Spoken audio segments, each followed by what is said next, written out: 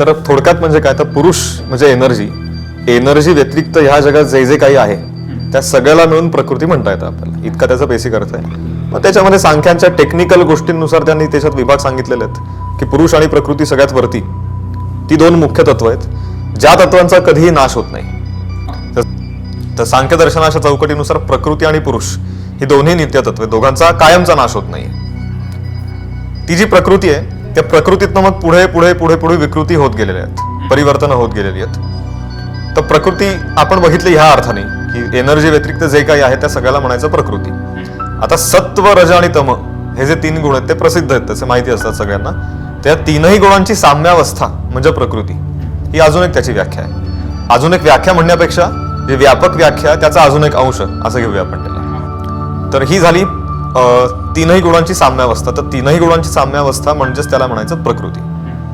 मग त्या प्रकृतीमध्ये जशी जशी ती साम्यावस्था डळमळायला लागते, तर डळमळलं म्हणजे वाईट अर्थाने नाहीये, तोच तो सृष्टीचा उत्पत्तीचा काल आहे मुळात. मग ते जेव्हा व्हायला लागतं तेव्हा प्रकृतीतनं एक एक गोष्टी बाहेर पडायला लागतात. मग प्रकृतीमधनं पहिलं बाहेर पडतं महत नावाचं तत्व. महत तत्व म्हणजे साध्या भाषेमध्ये आपण ज्याला बुद्धी म्हणूया. महत तत्वातनं पुढे बाहेर पडतं अहंकार नावाचं तत्व.